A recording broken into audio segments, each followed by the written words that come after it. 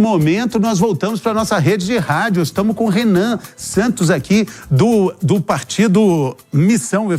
A Ana Érica me corrigiu tanto, não pode falar o Missão, mas o partido Missão. Pode ser o partido Missão ou não a sabe Missão. O tanto que a Ana fala, não pode falar o partido. Missão é o que o PT fez durante todos esses anos de governo. Eu pensei que o Missão era sobre a posição de vocês nas eleições passadas, né? Que vocês declararam neutralidade no segundo turno. Coragem do Henrique. Não existe neutralidade nada aí. Coragem do Henrique.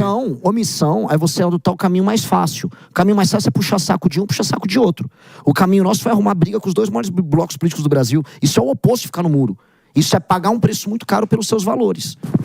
O caminho fácil é fazer como, por exemplo, nossos concorrentes diretos aqui, no primeiro turno. Vou botar o Zema ou o Caiado, que ficaram puxando o saco do Bolsonaro.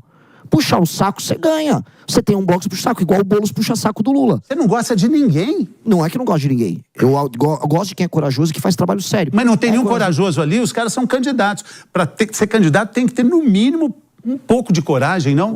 Tá, então eu vou falar então que qualquer um, o Padre Kelman é corajoso. Então eu vou ficar reconhecendo os méritos de todo mundo que é candidato. Candidatos têm que, antes de tudo, ter um partido e ser nomeado a ser candidato pelo partido. Então eu posso fazer uma lista inteira, botar do Emael ao Padre Kelman e falar que todo mundo é corajoso, não é assim. A gente tem que falar assim, são pessoas, são figuras públicas que, diante de grandes dilemas, decidiram proteger o seu, vamos dizer, seu capital político e não fazer enfrentamento a figuras poderosas dentro do seu bloco. Eu volto a colocar, uma pessoa de direita batendo uma pessoa de esquerda é fácil, você ganha seguidor. Todo mundo ganha seguidor. E uma pessoa de esquerda batendo uma pessoa de direita também. Agora, quando uma pessoa de esquerda critica de esquerda, você tem que olhar para ela e falar, opa, tô vendo aqui um mérito. Vou dar um exemplo, o Gabeira. O Gabeira é uma figura da esquerda que faz críticas a pessoas da esquerda. Eu respeito isso. Aqui na PAN, você já tiveram várias pessoas à direita que fazem críticas a pessoas à direita. E essas pessoas contam com o meu mais profundo respeito, porque essas pessoas perdem quando fazem isso.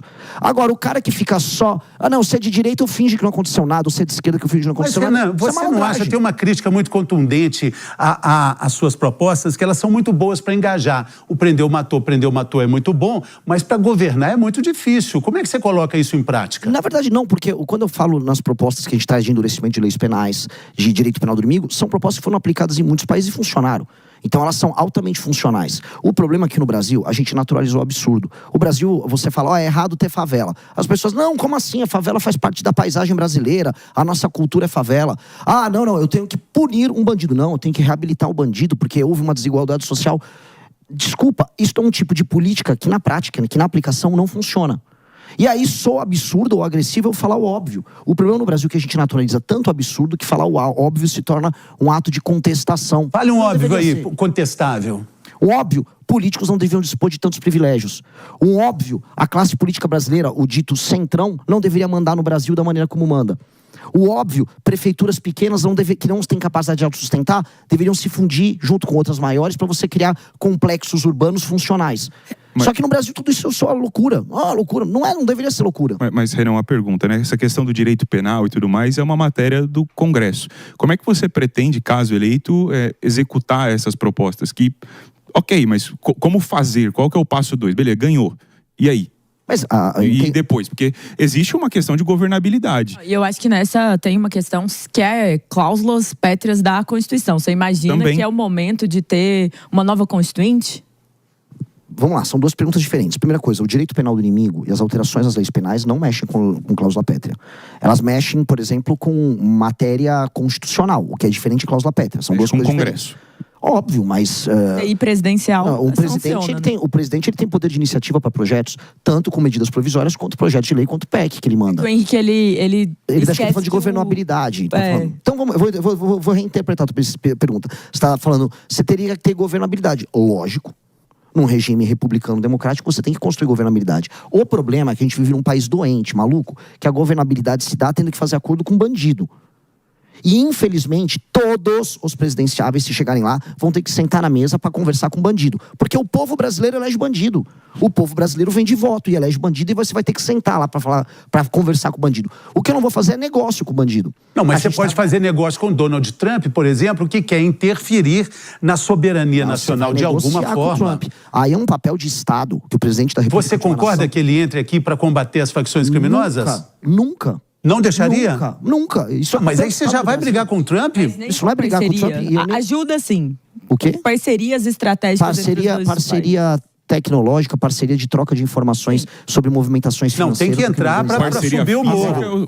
Não, ter tropas americanas no território brasileiro? De certa forma. Uma base militar aqui, como parte da direita. Eu não sou o Flávio Bolsonaro, que ficaria, assim, ele teria prazer quase sexual em uma coisa dessa acontecer. Ou o Lula vem da China se colocar aqui. Quem tem que fazer isso são as forças policiais. Mas a China nunca falou em vir pra cá, né? Mas eu tô falando do prazer sexual do Lula com a China. Não tô falando se a China vai colocar ou não a tropa aqui. Estou falando outra coisa, deixa eu molhar o bico. O caso do Trump e o caso da direita brasileira e da esquerda brasileira são casos de um puxa-saquismo crônico. Um com a China e outro com os Estados Unidos. As forças policiais brasileiras, eu tive no BOP, as forças policiais brasileiras dispõem de toda a capacidade de destruir o crime organizado. Assim como o COAF, a Polícia Federal, dispõe dos instrumentos de inteligência para isso. O Estado brasileiro tem que querer fazer. Renan, mas todo mundo tem um grande herói, né? Um grande herói político e tal. Você seria o Milei? Eu tenho talvez 2 grandes heróis políticos. Um do passado seria o grande Alexandre da Macedônia, filho de Filipe da Macedônia, que construiu o maior dos impérios. E o segundo, Lee Kuan Yew. Lee Kuan Yew, que transformou a Singapura, que era uma vila de pescadores devastada pela guerra, com brigas étnicas, favelizada, numa das nações mais incríveis do mundo. Todo mundo tem que estudar a história de Lee Kuan Yew. O presidente de El Salvador estudou Lee Kuan Yew. E a gente precisa estudar o Lee Kuan Yew, tá? Se a gente quiser transformar o Brasil num país sério, nós temos que estudar o caso. Não tem nenhum em Brasília, não? Não, da história do Brasil. Quem que é o que você mais chega perto de admirar? História do Brasil? Eu vou falar de pessoas que tiveram horizonte de Brasil. Não concordo com as políticas aplicadas, especialmente em matéria econômica, mas Kubitschek tinha uma perspectiva, tinha uma visão de Brasil. Não concordo com a visão ideológica dele, mas Fernando Henrique foi um presidente que implementou reformas. Estou falando de pessoas que foram funcionais, imaginaram um Brasil diferente e executaram. Eu admiro quem faz isso, mesmo não concordando totalmente. Fora da política nacional, tivemos algumas lideranças estaduais que tiveram perspectivas. Por exemplo, Tasso Gereissati olhou e falou para o estado do Ceará: vou tentar industrializar aqui. E conseguiu. Eu visitei o interior do Ceará e vi coisas interessantes. Interessantes, por exemplo, Ronaldo Caiado fez isso com a política pública de segurança, né? Jazz, volta e meia, fala, o estado ficou mais seguro. E ele falou uma frase muito interessante. Você disse agora que você não é Flávio Bolsonaro. Ronaldo Caiado alfinetou também o Flávio Bolsonaro. Vamos ver o que ele disse? Eu quero ver você comentando também. Vamos ouvir. Tenho um orgulho enorme, como todos nós temos orgulho do nosso sobrenome. Agora, o nosso sobrenome não é currículo. Você concorda comigo? Quer dizer, você, para ser jornalista, você teve que suar para poder chegar nesse patamar. Não é porque seu pai era um bom jornalista. Então, essas coisas, nós nos orgulhamos do nosso nome de família. Agora, ele não vai nos credenciar amanhã para sermos um bom médico, um bom engenheiro, um bom governador, um bom presidente. O que vai nos credenciar é o resultado de vida nosso no trabalho. Com a palavra Renan Santos. Bom, vamos lá. Disse Ronaldo Caiado, herdeiro de uma família política que administrava Goiás ainda no século XIX. Cuidado para não mexer com a Jess. É verdade. Não te aconselho brigar com a Jess. Mas ele não virou candidato por causa disso. Não, ele pode não ser, mas ele tem um legado político familiar com todos os membros anteriores da família dele que credenciam ele como líder natural naquela região. Sim. É natural esse processo. Aí ele tem que se validar sendo ou não sendo um bom governador. Agora, ele também é sobrenome. Ele também faz parte de famílias oligárquicas que administram estados brasileiros. Romeu Zema não. Romeu Zema, a família a família não é família empresarial. Não, tudo bem, empresarial. Mas sobrenome é sobrenome. Zema é outra. Sobrenome é sobrenome para tudo. O Caiado, eles não estavam mais ativamente na política quando ele entra. Ele é principalmente por causa de combater o movimento sem terra e por causa da UDN. Não vamos idealizar. Ele é uma família que fazia parte de grupos familiares de um estado que pré-agro-organizado era um estado oligárquico pobre.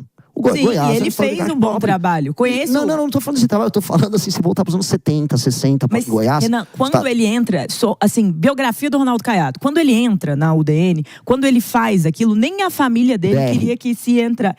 O DR, União Democrática Ruralista. Quando ele entra e ele vai combater o MST, quando ele vai com esse discurso, nem a família dele mais queria estar tão... Mas eu vejo mérito nisso, você não tá entendendo, Jess. Eu não tô tirando nenhum mérito pessoal do Caiado. O que eu estou falando de maneira clara ele também faz parte disso. Ele também faz parte de uma tradição política brasileira que é oligarca. Se não puder fazer isso, eu não vou poder falar da família do João Campos, que tá lá mandando em Pernambuco desde o período colonial da cana, que tinha família com escravo lá na zona da mata. A família Lira, né? Eu vou falar outra aqui, da família do Flávio Dino. Flávio Dino estava desde o século XIX, família mandando. Ou a gente ataca esse ponto, que é um ponto claro, porque a gente pode falar, olha, o Caiado é um deles que tem bons nomes nisso. E entregou, foi um bom governador. Não nego aqui. O que eu tô falando, entretanto, é de um problema clássico do Brasil. O Brasil é administrado... Não falando de nome, mas de sobrenome, mas de nomes, existem vários Renans também com outros sobrenomes que são também de grandes famílias que há longo tempo estão aí na política, né? Meu nome é um nome amaldiçoado, cara. Ele é primo do Renan, vamos. Eu sou amaldiçoado, cara. É Calheiros pra cá, Jair Renan pra lá. O único questão do vôlei que tinha, mas ninguém lembra dele mais.